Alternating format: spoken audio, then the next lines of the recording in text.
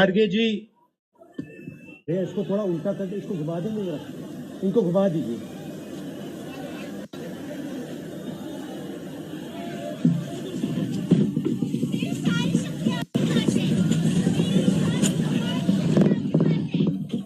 खारगे जी, कमल हसन जी,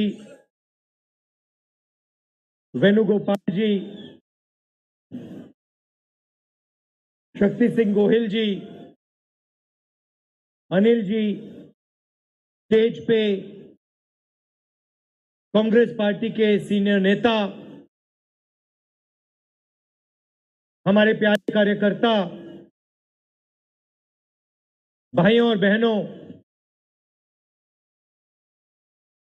press के हमारे मित्रों, आप सबका यहां बहुत बहुत स्वागत, नमस्कार। आपने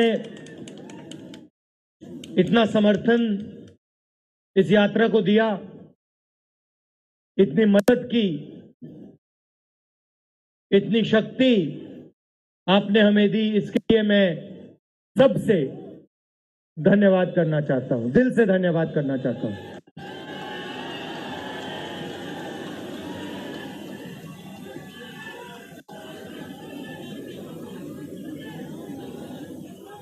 इस यात्रा का लक्ष्य भारत को जोड़ने का है।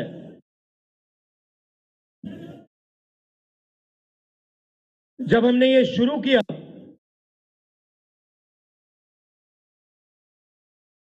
कन्याकुमारी में यात्रा शुरू की, तो मैं सोच रहा था कि नफरत को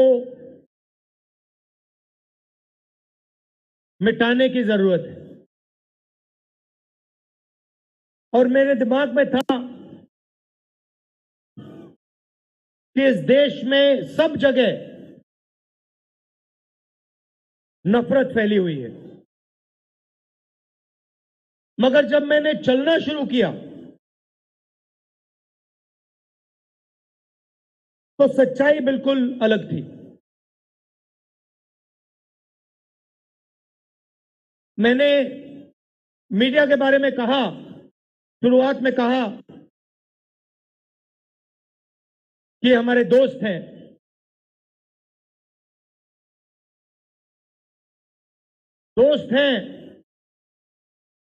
मगर हमारी बात टीवी पे कभी नहीं दिखाते हैं।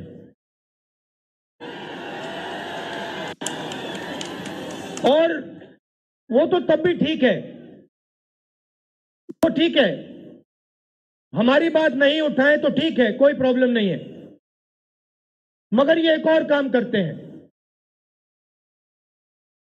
इनकी गलती नहीं है। देखिए, ये जो यहां खड़े हैं, इनसे गुस्सा मत होइए, इनकी गलती नहीं है। देखिए, मुस्कुरा रहे हैं, ये जानते हैं लगाम लगी हुई है, पीछे से लगाम लगी हुई है, मगर इनके जो चैनल हैं, ये भी नफरत फैलाने का काम करते हैं। 24 घंटा हिंदू मुस्लिम, हिंदू मुस्लिम, हिंदू मुस्लिम, हिंदू मुस्लिम, हिंदू मुस्लिम। ये सच्चाई नहीं है भाइयों और बहनों। मैं चला हूं कन्याकुमारी से यहां तक, ये सच्चाई नहीं है। ये मीडिया में चलाया जाता है, फैलाया जाता है। ये देश एक है। इन सड़कों पे लाखों लोगों से मिला हूं, सारे के सारे एक दूसरे से मोहब्बत करते हैं, प्यार करते हैं, गले लगते हैं। तो सवाल उठता है, क्योंकि ये नहीं कर रहे हैं, इनके पीछे जो शक्ति है, इनके पीछे जो शक्ति है वो कर रही है। तो सवाल उठता है, ये क्यों हो रहा है? जब सच्चाई ये है कि देश का आम नागरिक, चाहे हिंदू हो, मुस्लिम हो, सिख हो, ईसाई हो, किसी भी जात का हो, वो एक दूसरे से प्यार करता है, मोहब्बत करता है, एक दूसरे की इज्जत करता है। 90% लोग इस देश के एक दूसरे से प्यार करते हैं, मोहब्बत करते हैं, इज्जत करते हैं। देखिए मेरे सामने, ये देखिए, घूम के देखिए, ये जैन मंदिर है, गुरुद्वारा है, मंदिर है, मस्जिद है, ये है हिंदुस्तान। ये सच्चाई है हिंदुस्तान की, और ये नई बात नहीं, ये हजारों साल से इस देश की सच्चाई है। प्यार से ये देश मिलकर एक साथ रहा है। तो सवाल उठता है, ये जो मीडिया के लोग हैं, ये नहीं जो इनके पीछे हैं, ये नफरत क्यों फैलाना चाहते हैं? आपने कभी पूछा अपने आप से कि मीडिया 24 घंटा कभी मोहब्बत की बात नहीं करेंगे? कभी आपने देखी है? कभी टीवी पे देखा कि देखो एक हिंदुस्तानी दूसरे हिंदुस्तानी से गले लग गया? कभी देखा? नहीं, कभी नहीं दिखेगा। सही बात है ना? सही बात, कभी नहीं दिखेगा। इसका कारण है भाइयों और बहनों, मैं आपसे पूछना चाहता हूं, आप में से किसी का कभी जेब काटा गया है? आपका जेब काटा गया? आपका जेब काटा गया? तो जब जेब काटा जाता है, आपका काटा गया ना, तो जब कोई आपका जेब काटता है तो वो क्या करता है? सबसे पहले उसे क्या करना पड़ता है? नहीं, ब्लेड तो बाद में आता है, मगर पहले क्या करता है? पहले वो आपके ध्यान को इधर करता है, आपके ध्यान को लेकर उधर ले जाता है। भाइयों और बहनों, ये जो करा जा रहा है, आपके ध्यान को हटाने के लिए किया जा रहा है, और ये 24 घंटा करते हैं और फिर आपकी जेब काटी जाती है। बढ़िया, बढ़िया, क्योंकि सच्चाई है। 24 घंटा हिंदू मुस्लिम, हिंदू मुस्लिम, हिंदू मुस्लिम, और फिर जो भी आपका पैसा है, किसानों का, मजदूरों का, आपके एयरपोर्ट, आपके पोर्ट, आपकी सड़कें,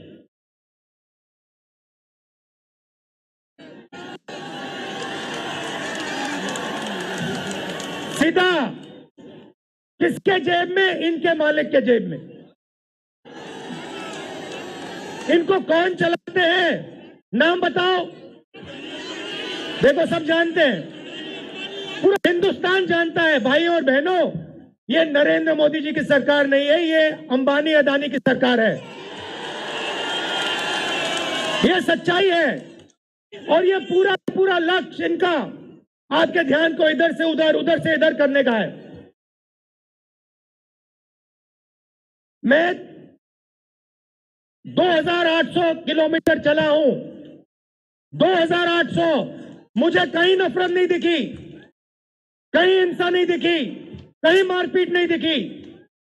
मगर जब मैं इनका टेलीविजन खोलता हूं, 24 घंटे मुझे मारपीट, हिंसा, नफरत दिखाई देती है। क्यों? क्योंकि ये आपका ध्यान इधर से उधर ले जाना चाहते हैं। जो सच्चे मुद्दे हैं उस पे आपका ध्यान गलती से ना चला जाए। जैसे जब कोई आपकी जेब काटता है, वो चाहता है कि आपका ध्यान आपके जेब पे गलती से भी ना चला जाए। ये हो रहा है इस देश में। तो आपका ध्यान कहां जाना चाहिए? मैं आपको बताता हूं। सबसे पहले आपका ध्यान जो हिंदुस्तान के युवा हैं उनकी ओर जाना चाहिए। आप किसी भी युवा से पूछ लीजिए, वो आपको बताएगा, मैंने इंजीनियरिंग की, मैं डॉक्टर बनने के लिए पढ़ा, मैंने आईएएस के लिए तैयारी की, मैं जज बनने की कोशिश कर रहा था। पूछो क्या किया? पढ़ाई की? कितने साल की? स्कूल, कॉलेज, यूनिवर्सिटी सब पढ़ लिए, और फिर क्या हुआ? आज क्या करते हो? मजदूरी करता हूं, पकौड़े बनाता हूं।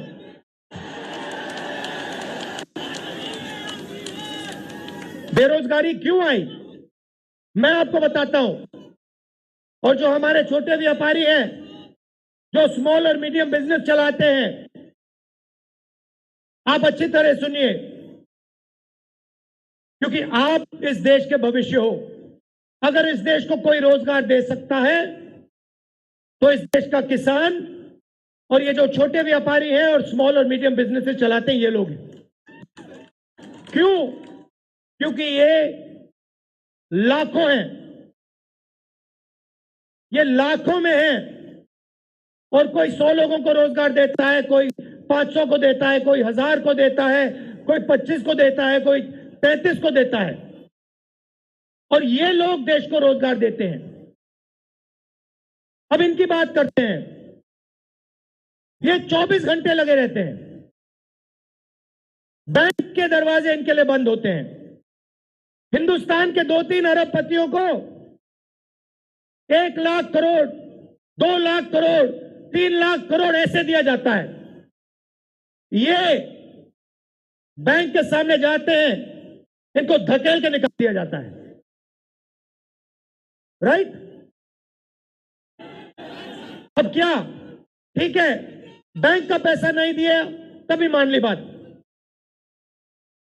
तब भी मान ली बात, मगर फिर क्या किया? फिर प्रधानमंत्री ने नोटबंदी की और प्रधानमंत्री ने गलत जीएसटी लागू की।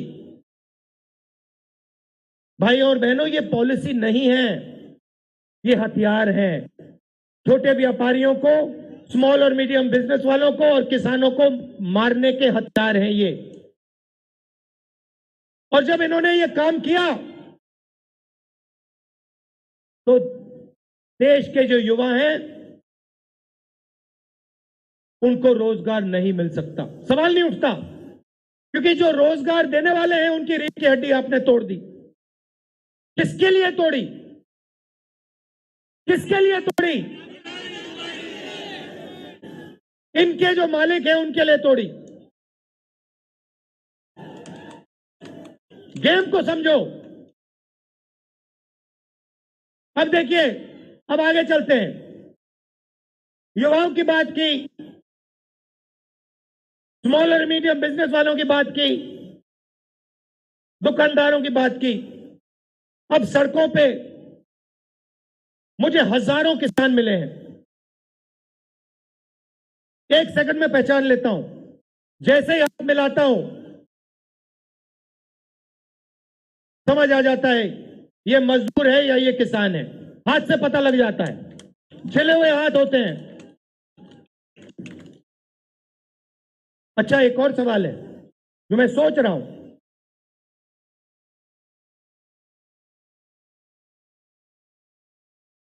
प्रेस वाले ने मुझे पूछा क्या आपको ठंड नहीं लगती? और मैंने सोचा ये मुझसे पूछ रहे हैं, हिंदुस्तान के किसान से क्यों नहीं पूछते? ये हिंदुस्तान के मजदूर से क्यों नहीं पूछते? ये हिंदुस्तान के गरीब बच्चों से क्यों नहीं पूछते? फिर कहते देखो 2800 किलोमीटर चल लिए, कोई बड़ी बात नहीं है। पूरा हिंदुस्तान चलता है, जिंदगी भर चलता है। किसान चलता है, मजदूर चलता है, फैक्ट्री में जो काम करते हैं वो चलते हैं। तो हमने ये कोई बड़ा काम नहीं किया भाई और बहनें, पूरा हिंदुस्तान करता है, रोज करता है। हम 2800 किलोमीटर चलते हैं, किसान शायद जिंदगी में 10,000, 15,000, 20,000 चल लेता है।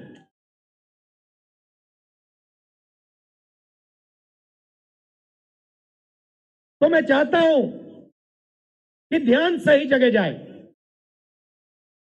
अब बीजेपी ने धर्म की बात उठाई है, हिंदू धर्म की बात करते हैं। मैं आपसे पूछना चाहता हूं, हिंदू धर्म में कहां लिखा है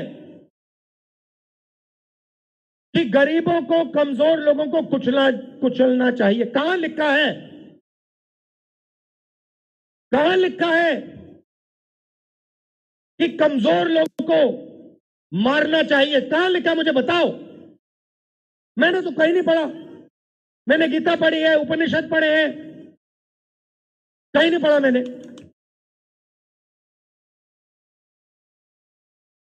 आपने पढ़ा कहीं? गले लगाने की बात होती है। अच्छा ठीक है, देखिए अब ये लोग देश में डर फैला रहे हैं। नफरत नहीं दिखी मगर डर दिखा। किसके दिल में डर?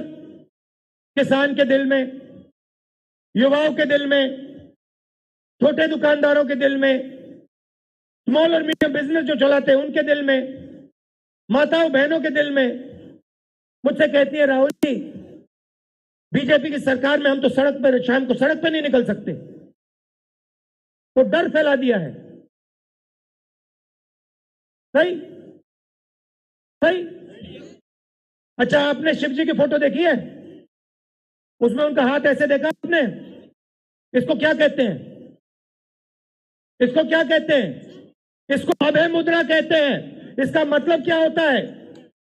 इसका मतलब होता है डरो मत। तो शिव जी कहते हैं डरो मत, हिंदू धर्म कहता है डरो मत, और ये लोग 24 घंटा इस देश में डर फैलाने की कोशिश करते हैं। अच्छा, एक और मजे की बात बताता हूं आपको। मैं सोच रहा था, आपने ये यात्रा देखी होगी, इसमें आपको हिंसा दिखी? नहीं दिखी? किसी ने किसी को मारा? किसी ने गाली दी? नहीं। आपने इसमें नफरत देखी?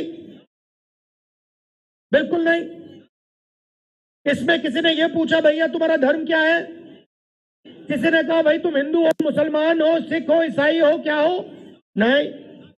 किसी ने यह पूछा तुम स्त्री हो या पुरुष हो?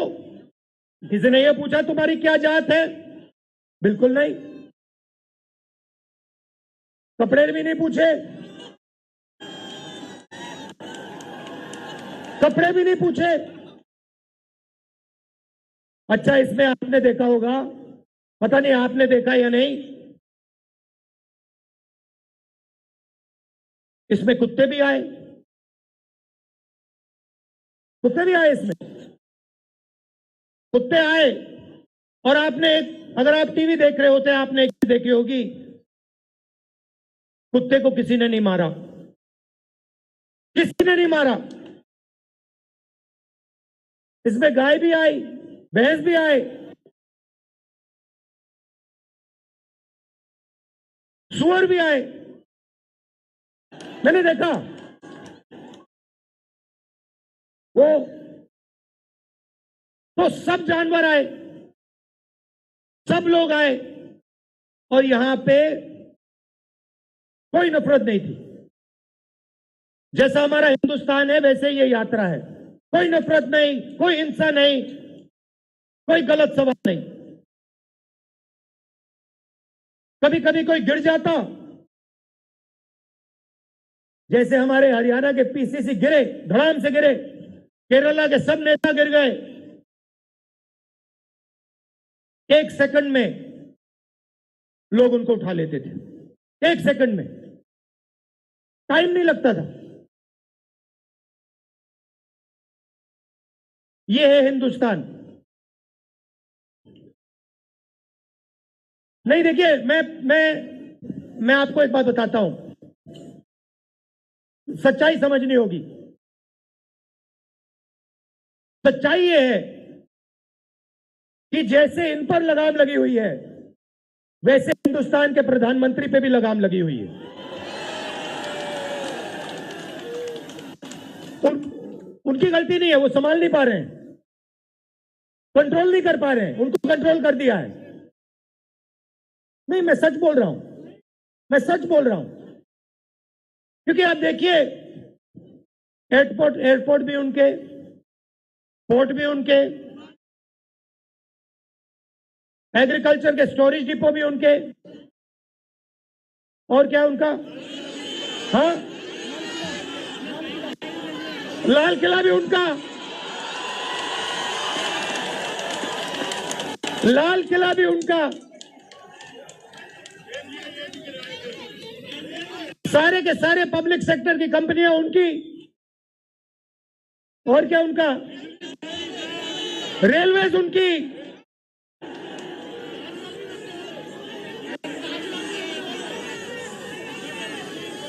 अभी भाई और बहनों ताजमहल भी चला जाएगा, तो सब कुछ उनका। तो ये देश की सच्चाई है। हाईवे भी उनके, सेलफोन भी उनके,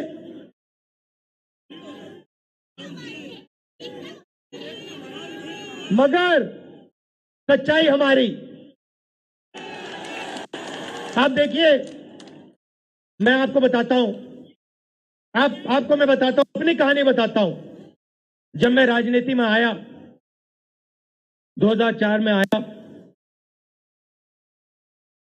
हमारी सरकार थी, चुनाव जीते थे, और ये प्रेस वाले 24 घंटा मेरी प्रशंसा करते थे। 24 घंटा, 24 घंटा राहुल गांधी, राहुल गांधी, राहुल गांधी, राहुल गांधी। फिर मैंने क्या किया, मैं चला गया भट्टा परसोल। नहीं सुनो, आपको समझना है ये है क्या। मैं भट्टा परसोल गया और मैंने किसानों का जो जमीन का मामला है उसको छेड़ दिया। और भाई और बहनों, जैसे ही मैंने किसानों का जमीन का मामला छेड़ा, वैसे ही ये मेरे पीछे पड़ गए।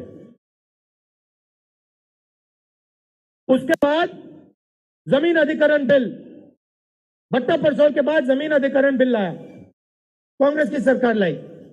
उसके बाद तो पूरा फुल टाइम 24 घंटा मेरे पीछे पड़ गए।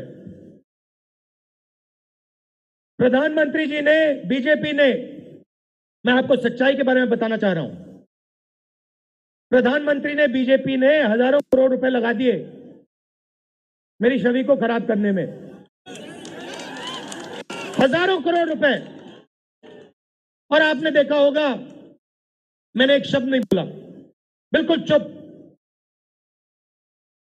बिल्कुल चुप। मैंने एक शब्द नहीं बोला। मैंने ये नहीं बोला भैया ये गलत बोल रहे हैं, ये ठीक नहीं है ना, मैं बिल्कुल चुप, चुप। क्योंकि मैंने कहा चलो देखता हूं कितना दम है, और लगाया। पूरी की पूरी मीडिया लग गई, व्हाट्सएप पे लगाया, फेसबुक पे लगाया, सब जगह 24 घंटा राहुल गांधी के बारे में। कुछ नहीं बोला मैंने, पूरे देश में फैला दिया। और फिर 1 महीने मैंने आपको सच्चाई दिखा दी, और पूरा पूरा खत्म। देखो सच्चाई कैसे काम करती है। सच्चाई को छुपाया नहीं जा सकता है, कहीं ना कहीं से सच्चाई बाहर आ जाती है। और ये यात्रा हिंदुस्तान को जोड़ने की है। क्यों? क्योंकि इस नफरत से, इस डर से हमारे प्यारे देश को नुकसान हो रहा है।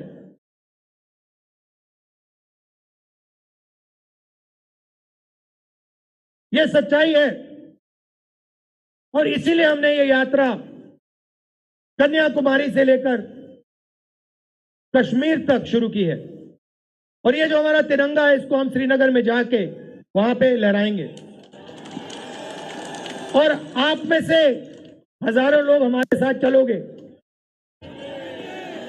हजारों लोग चलोगे।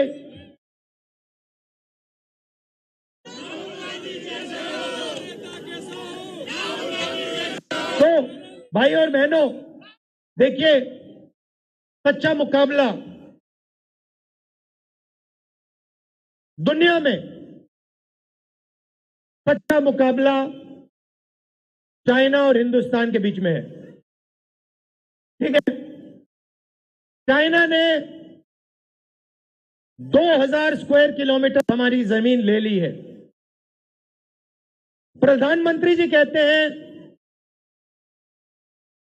कि हमारे बॉर्डर के अंदर कोई नहीं आया। तो भैया प्रधानमंत्री जी, अगर कोई नहीं आया तो हमारी सेना उनकी सेना के साथ 21 बार क्यों बात कर रही है? और हमारे जो सेना के लोग हैं, हमारे डिफेंस फोर्सेस के लोग हैं, वो क्यों कह रहे हैं कि चाइना ने हमारी जमीन ले ली है? मगर देखिए, कंपटीशन आर्थिक है, मुकाबला आर्थिक है। ये आपके जो सेलफोन है, ये आपके जो शर्ट है, जूते हैं, इसके पीछे आप देखिए, प्रेस वालों के जो कैमरा है इसके पीछे देखिए, उसके पीछे आपको लिखा दिखेगा मेड इन चाइना।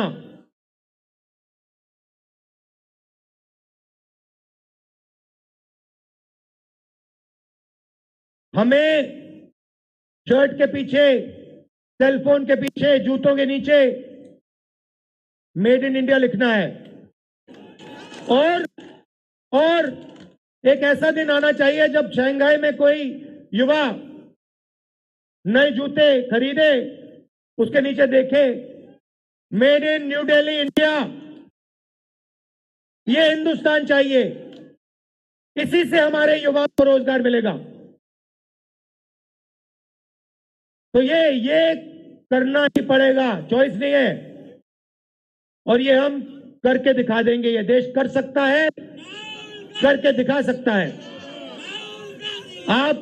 आप सबने इतना प्यार दिया,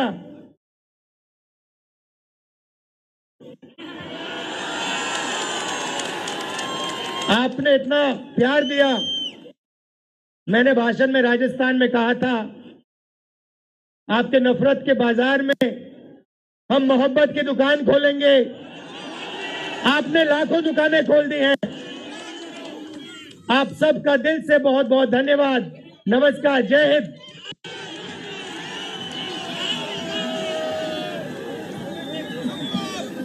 धन्यवाद।